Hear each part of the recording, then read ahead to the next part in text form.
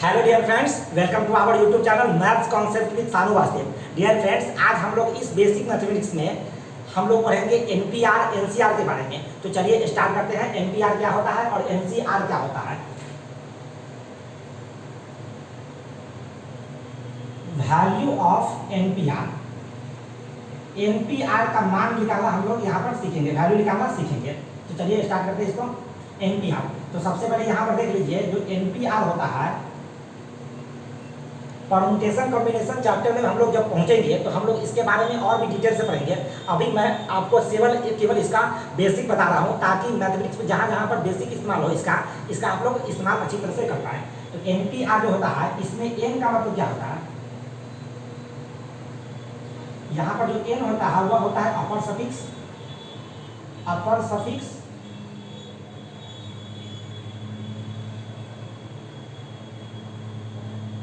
Are जो होता है वह होता है लोअर सफिक्स,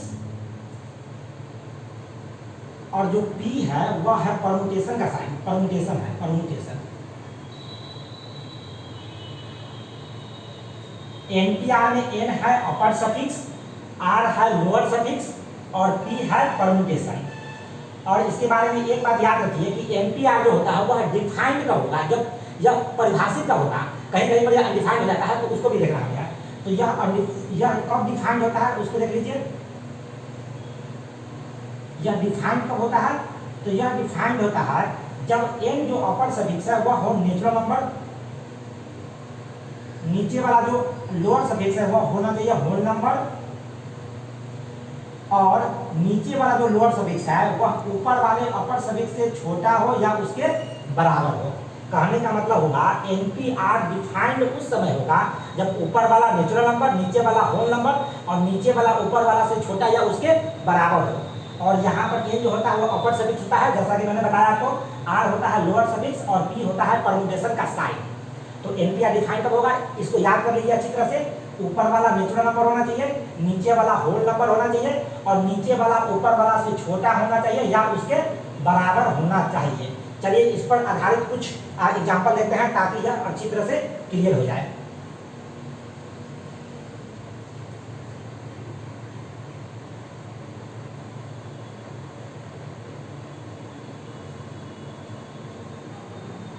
कुछ एग्जाम्पल लेते हैं बच्चों। यहाँ पर इसका वैल्यू देख लीजिए, इसको डिनोट करना तो सीख लिए हम लोग। इसका वैल्यू क्या होता है एनपीआर का, इसका वैल्यू होता है factorial n upon factorial n minus R. NPR को अभी डिनोट किए हैं। एनपीआर का इसमें n होता है अपर सफिक्स, आर होता है लोअर सफिक्स और p होता है परम्यूटेशन का साइन। और एनपीआर का वैल्यू क्या होता है इसको याद करना अच्छी तरह से, factorial n upon factorial n minus R. और फैक्टोरियल के बारे में डिटेल में मैंने आपको बता दिया है पिछले वीडियो लेक्चर में। तो फैक्टोरियल तो हम लोग जानते हैं पहले से, फैक्टोरियल निकालना तो आप लोगों को आता होगा, मैंने सिखाया आप लोगों को। तो factorial n upon factorial n minus R इसका फॉर्मूला हो गया। एनपीआर का फॉर्मूला फैक्टोरियल n, कहने का मतलब अपर सफिक्स का फैक्टोरियल न्यूमरेटर में और डिनोमिनेटर में अपर सफिक्स माइनस लोअर सफिक्स का फैक्टोरियल। तो इसका वैल्यू निकाल लीजिएगा, जो वैल्यू इसका निकलेगा फैक्टोरियल का वही हो जाएगा एनपीआर का वैल्यू। चलिए स्टार्ट करते हैं, एग्जांपल देखना। 3p2 इसका वैल्यू निकालिए, 5p2 इसका वैल्यू निकालना है, 5p0 इसका वैल्यू निकालना है, और एक वैल्यू निकालना है 5p6 इसका वैल्यू निकालना है। बारी बारी से हमें सबका वैल्यू निकालना है। तो 3p2 का वैल्यू निकालते हैं सबसे पहले। 3p2 में n के जगह पर 3 है, r के जगह पर 2 है, तो factorial n upon factorial n minus R, n minus R 3 minus 2। n की जगह पर कितना है 3 है, r की जगह पर क्या है बच्चों 2 है, तो factorial n upon factorial n minus R हो गया फैक्टोरियल 3 अपॉन फैक्टोरियल 1। जैसा कि आप लोग पता होगा फैक्टोरियल 3 कितना होता है 1 इंटू 2 इंटू 3 अपॉन फैक्टोरियल 1 कितना होता है 1 होता है। तो इसका आंसर आ जाएगा 6। यह अच्छी तरह समझ में आ गया।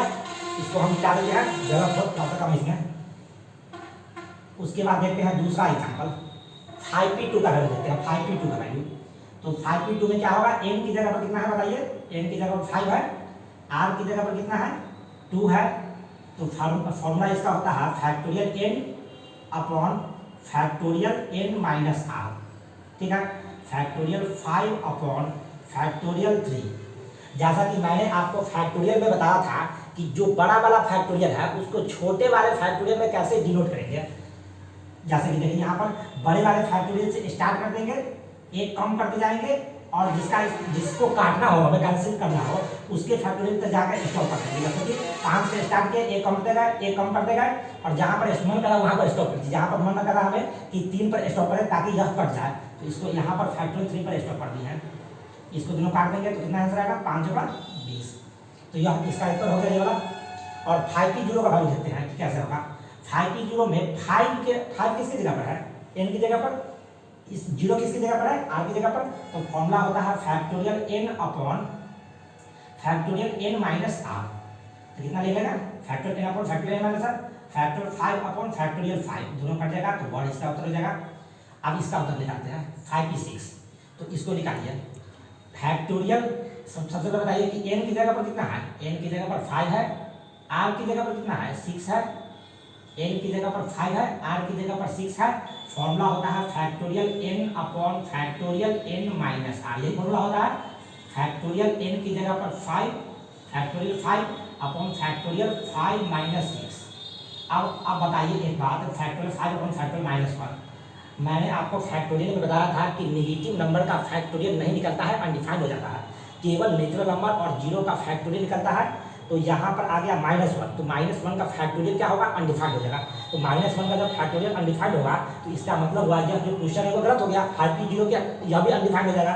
तो लिख लीजिएगा कि चूंकि -1 जो है वह अनडिफाइंड है, सॉरी -1 का जो फैक्टोरियल है वह है अनडिफाइंड, -1 का फैक्टोरियल अनडिफाइंड है, इसलिए 5p0 क्या लेकर होगा, यह भी अनडिफाइंड हो जाएगा, यह भी नहीं लिख लेगा। तो यहाँ सॉरी 5p0 नहीं 5p6 तो निकल गया 5p6। तो -1 यहाँ पर अनडिफाइंड है, तो 5p6 जो है यह वाला फैक्टोरियल यह भी हो जाएगा अनडिफाइंड 5p6। इसको यहाँ पर इस तरीके से समझ सकते हैं फैक्टोरियल की तरह से, और इसको हम इसके डेफिनेशन से भी समझ सकते हैं। इसको मैंने बताया था कि NP-R जो होता होगा डिफाइंड कब होता है, जब ऊपर वाला नेचुरल नंबर हो, नीचे वाला होल नंबर हो, और नीचे वाला ऊपर वाला से छोटा हो या उसके बराबर हो। ऊपर वाला नेचुरल नंबर, नीचे वाला होल नंबर, नीचे वाला ऊपर वाला से छोटा या उसके बराबर। तो यहाँ पर देख लीजिए ऊपर वाला नेचुरल नंबर है, नीचे वाला होल नंबर है, लेकिन नीचे वाला जो है ना ऊपर वाला से छोटा या उसके बराबर नहीं है। 6 जो है 5 से छोटा नहीं है, बड़ा है, और उसके बराबर भी नहीं है।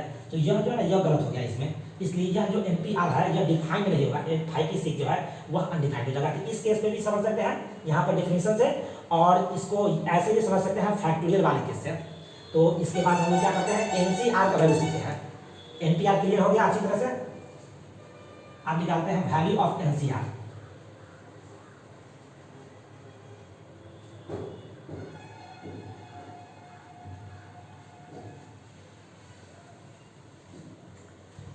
Value of NC-R। अब सबसे पहले समझते हैं कि NC-R में क्या क्या रिप्रेजेंट कर रहा है, N किसको रिप्रेजेंट कर रहा है, R किसको रिप्रेजेंट कर रहा है और C किसको रिप्रेजेंट कर रहा है। तो यहाँ पर सबसे पहले देख लीजिए कि NC-R में N रिप्रेजेंट कर रहा है अपर सफिक्स को, N रिप्रेजेंट कर रहा है अपर सफिक्स को पिछले वाले की तरफ, और R रिप्रेजेंट कर रहा है लोअर सफिक्स को, R रिप्रेजेंट कर रहा है लोअर सफिक्स को, और यह जो C है वह कॉम्बिनेशन को रिप्रेजेंट कर रहा है, कॉम्बिनेशन। पिछले वाले में क्या रिप्रेजेंट करता है, परम्यूटेशन को, P परम्यूटेशन, यहाँ पर जो C है वह कॉम्बिनेशन को रिप्रेजेंट कर रहा है। तो समझ में आ गया कि N रिप्रेजेंट कर रहा है अपर सफिक्स को, R रिप्रेजेंट कर रहा है लोअर सफिक्स को, और C रिप्रेजेंट कर रहा है कॉम्बिनेशन को। और इसका वैल्यू जो होता है उसको याद करना होगा आप लोगों को। फॉर्मूला होता है, इसका वैल्यू होता है factorial N upon factorial R into factorial N minus R।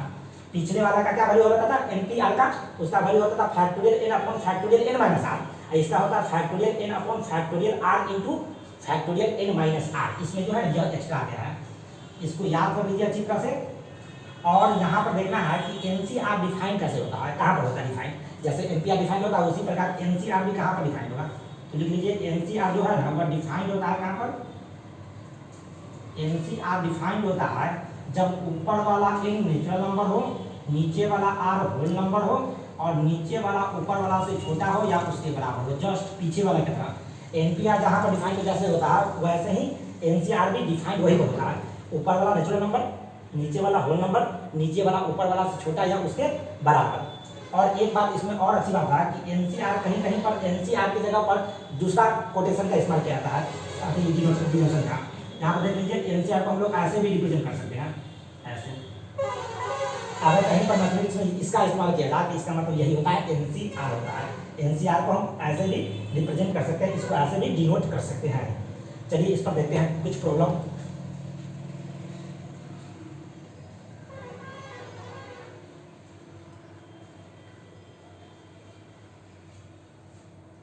Example सब क्लियर होगा अच्छी तरह से। जैसे कि एग्जाम्पल लेते हैं 5C2, इसका वैल्यू निकालना हमें 5C2। तो n की जगह पर कितना है 5, r की जगह पर कितना है 2, तो factorial n upon factorial r into factorial n minus r। तो फैक्टोरियल n की जगह पर कितना 5 into factorial r into factorial n minus r हो गया। Factorial n upon factorial r into factorial n minus r। इसको सॉल्व कीजिए, factorial 5 upon factorial 2 into factorial 3। आप क्या कीजिए बड़े वाले को छोटे वाले में रिप्रेजेंट कीजिए। फैक्टोरियल को 5 into 4 into factorial 3 upon factorial 2 into factorial 3। Factorial 3 से कैंसिल कर देगा, इसका हो जाएगा 5 चौका 20 बटे इसका वैल्यू होता है 1 इंटू 2 जो कि आ जाएगा कट के 10। तो अब इसके बाद देखते हैं दूसरा एग्जाम्पल। एक एग्जाम्पल ले लीजिए 6C0 का वैल्यू निकालना है। चलिए n की जगह पर कितना है 6 है, r की जगह पर कितना है 0 है, तो फॉर्मूला लगा देंगे factorial n upon factorial r into factorial n minus r। Factorial n upon factorial r into factorial n minus r, तो निकल के कितना आएगा factorial 6 upon factorial 0 into factorial 6, दोनों कट देगा 1 अपॉन फैक्टोरियल 0। हम लोग जानते हैं कि फैक्टोरियल जितने 0 कितना होता है 1 होता है, फैक्टोरियल 0 होता है 1, तो इसका वैल्यू कितना निकल कर आ गया 1।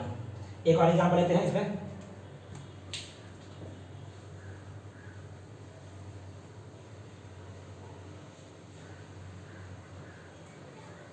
एक एग्जाम्पल लेते हैं, निकालना है 4C5, इसका वैल्यू निकालना है 4C5। तो यहाँ पर देख लीजिए यह अनडिफाइंड हो जाएगा, क्योंकि मैंने आपको बताया है कि ऊपर वाला होना चाहिए नेचुरल नंबर जो कि है, नीचे वाला होना चाहिए होल नंबर जो कि है, लेकिन नीचे वाला बताया था कि ऊपर वाला से छोटा होना चाहिए उसके बराबर होना चाहिए, नीचे वाला ऊपर वाला से छोटा या उसके बराबर। हम लोग जानते हैं कि 5 4 से छोटा या उसके बराबर नहीं होता, क्योंकि इस सिंबल का जो मतलब होता है, सिंबल वाले चैप्टर में मैंने आपको बताया था कि इस सिंबल का मतलब क्या होता है। इस सिंबल का मतलब होता है या तो 5 4 से छोटा या 5 4 के बराबर, या तो 5 4 से छोटा या 5 4 के बराबर, दोनों गलत है। तो दोनों गलत है, इसका मतलब यह सिंबल गलत हो गया। तो इसका मतलब यह डिफाइंड वाले केस से ही समझ में आ गया कि यह अनडिफाइंड होता है, लेकिन हम चाहते हैं कि वैल्यू वाले केस से समझे। चलिए आइए देखते हैं वैल्यू वाले केस से। Factorial n upon factorial r into factorial n minus r। इस तरह से समझ में आ गया है हमें कि फैक्टोरियल यह जो है 4C5 अनडिफाइंड है। हम चाहते हैं वैल्यू वाले केस से समझना। चलिए factorial 4 upon factorial 5 into factorial 4 minus 5, इसको निकालते हैं factorial 4 upon factorial 5 into factorial minus 1। दिख गया यहाँ पर फैक्टोरियल माइनस 1 क्या है अनडिफाइंड है, क्योंकि फैक्टोरियल के अंदर में नेगेटिव नंबर नहीं होना चाहिए, उसका नेगेटिव नंबर होने पर नहीं करता फैक्टोरियल, 0 होना चाहिए और होना चाहिए नेचुरल नंबर। इसके अलावा जितना भी होता है रेशनल नंबर फ्रैक्शन सभी का फैक्टोरियल नहीं निकलता है। यह अनडिफाइंड हो गया, तो यह जब अनडिफाइंड हुआ इसका मतलब हुआ यह भी अनडिफाइंड हो गया। तो इस तरह से भी समझ सकते हैं और इस तरह से भी समझ सकते हैं कि कैसे अनडिफाइंड होगा। इसके बाद यह क्लियर हो गया अच्छी तरह से। एनपीआर और एनसीआर का वैल्यू निकालना हम लोग सीख लिया अच्छी तरह से, और उसका क्या क्या रिप्रेजेंट होता है उसको कैसे हम डिनोट करते हैं वो भी सीख लिए। इसके बाद देखते हैं हम लोग कुछ सिंबल, जैसे कि मैथमेटिक्स में ई एक सिंबल है, ई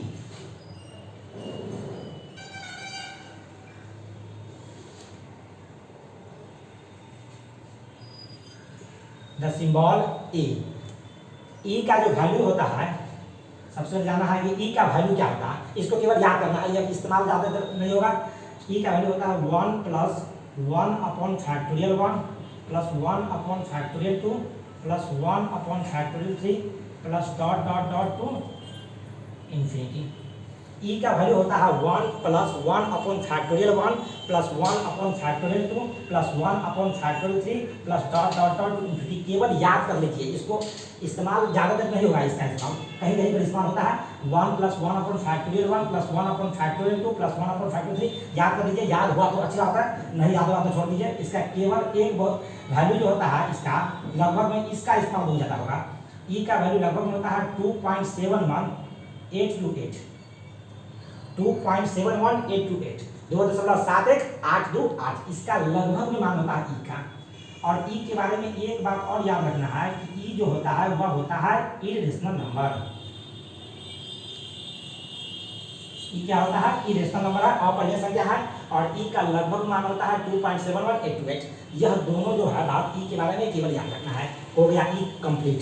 ई के बारे में और ज़्यादा डिटेल में नहीं जानना है हम लोगों को, केवल इसका वैल्यू याद रखिएगा कि इसका वैल्यू होता है 2.71828 और ई है एक इरेशनल नंबर। इसके बाद एक सिंबल बहुत ही इंपॉर्टेंट है मैथमेटिक्स में, द सिंबल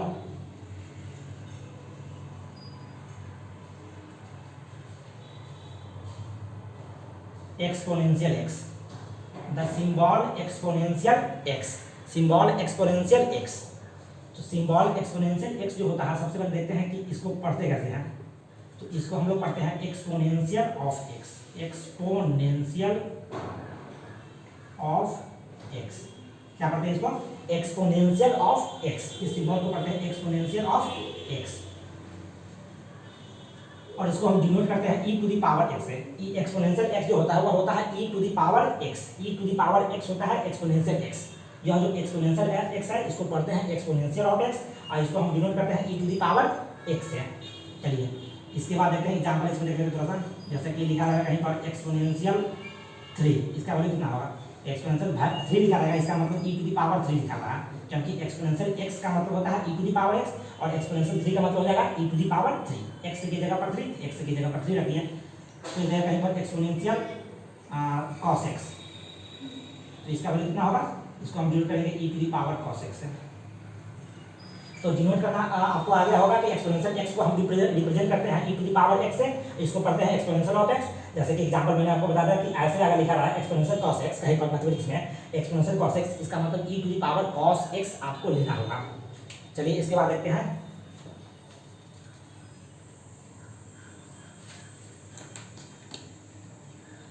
एक और सिंबल है जो रियल में कहीं कहीं पर इस्तेमाल होगा मैथमेटिक्स में। जैसे कि वह सिंबल है the symbol vers x, the symbol vers x। इस सिंबल का इस्तेमाल ज्यादा नहीं होगा, लेकिन कहीं कहीं पर मैथमेटिक्स में इसका इस्तेमाल होता है। इसका वैल्यू याद कर लीजिए, vers x is equal to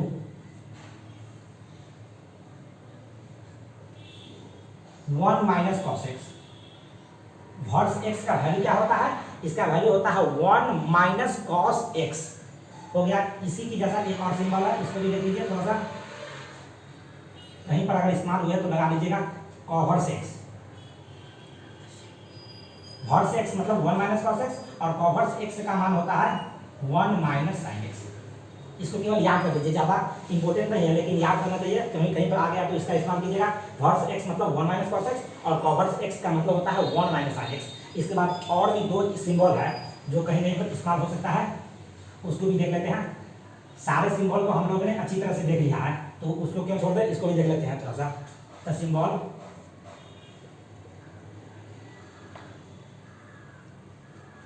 ऐसा लिखा रहेगा 2n ऐसे। इस सिंबल का मतलब समझ लेते हैं थोड़ा सा। द सिंबल 2n और यहाँ पर जो फैक्टोरियल होता है दो फैक्टोरियल का साइन मिलेगा आपको ऐसा। इस सिंबल का मतलब क्या होता है? तो इसका जो मतलब होता है वह होता है 2 into 4 into 6 into 8 into dot dot dot into 2n।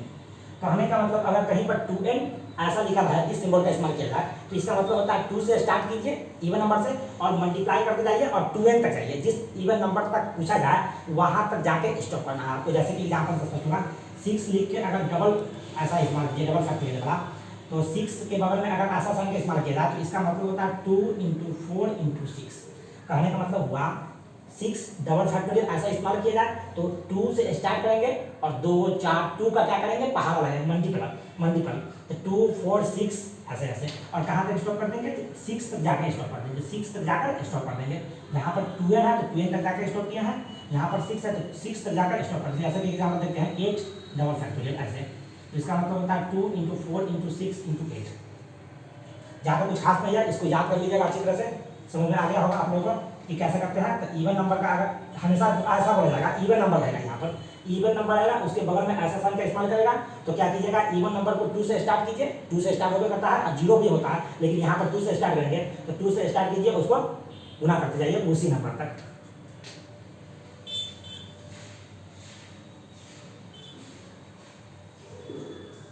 एक और सिंबल इसी के जैसा होता है, द सिंबल ऐसा 2n + 1 ऐसा डबल फैक्टर, इस सिंबल का मतलब सिंबल ऐसा। तो इस सिंबल का भी इस्तेमाल बहुत कम होता है, लेकिन देख लीजिए इसका भी इस्तेमाल थोड़ा सा 2n ऐसा डबल फैक्टर = इसका मतलब होता है 1 से स्टार्ट कीजिए 1 × 3 × 5 × और नंबर को मल्टीप्लाई करते रहेंगे 2n + 1 तक। जिस और नंबर का पूछेगा जैसे कि 3 डबल फैक्टर ऐसे पूछेगा, जिस और नंबर का पूछे 1 से स्टार्ट कीजिए उस और नंबर तक मल्टीप्लाई करते जाइए। जैसे कि अगर 5 डबल फैक्टर ऐसे पूछ दिया तो 1 × 3 × 5 1 × 3 × 5 1 से स्टार्ट करेंगे और उस और नंबर पे जाके स्टॉप कर देंगे। तो यह क्लियर हो गया होगा आप लोगों को सिंबल का। मैंने डिटेल में आपको सिंबल बता दिया, मैथमेटिक्स जितना भी सिंबल होता है लगभग पूरा मैंने बता दिया। कहीं कहीं पर थोड़ा थोड़ा सिंबल अगर इस्तेमाल होगा तो उसको वहीं पर हम लोग देख लेंगे, ताकि यह जो सिंबल का मैथमेटिक्स में जितना भी इस्तेमाल हो सके आप अच्छी तरह समझ रहे होंगे और इसका इस्तेमाल देखते रहिए, इसका इस्तेमाल करते रहिए मैथमेटिक्स में। तब तक के लिए all the best, thank you. और इस चैनल को सब्सक्राइब कीजिए। अगले वीडियो लेक्चर में हम लोग सेट स्टार्ट करेंगे, सेट को बेसिक से स्टार्ट करेंगे और बेसिक में जितने भी सेट्स पढ़ना होता है उन सभी को डिटेल में हम लोग समझेंगे, ताकि सेट्स जहाँ जहाँ इस्तेमाल हो उसको वहीं पर ढूंढ कर मारा जाए। तब तक के लिए all the best, thank you.